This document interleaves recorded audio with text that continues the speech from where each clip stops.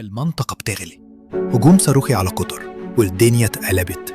بس المرة دي رد الفعل العربي كان مختلف، سريع واضح ومليان رسائل. أول صوت طلع كان من مصر، الدولة اللي دايماً بتحاول توازن الأمور في المنطقة. قالتها بصوت عالي: إحنا متضامنين تماماً مع قطر وبنرفض أي تصعيد يهدد أمن المنطقة. مش بس كده، مصر كمان دعت لضبط النفس ووقف إطلاق النار علشان ما نوصلش لسيناريو الكل بيخاف منه، حرب شاملة في الخليج.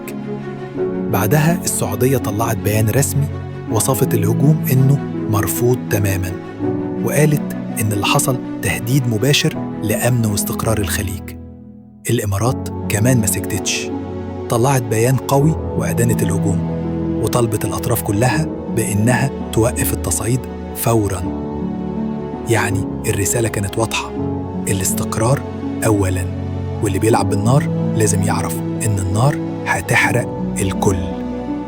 وفي أقل من 24 ساعة أكتر من 6 دول عربية أعلنت إدانتها الصريحة، وقالت إحنا ضد أي اعتداء وضد تحويل المنطقة لساحة حرب.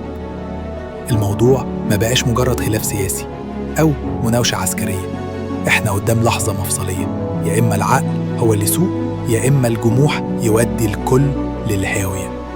في وسط ده كله الشعوب بتتفرج وخايفة وقلقانة، مش بس على أوطانها، لأ، على المستقبل كمان. السؤال اللي باقي دلوقتي: هل الرسائل دي هتكون كفاية عشان توقف النار؟ ولا لسه في جولة تانية جاية؟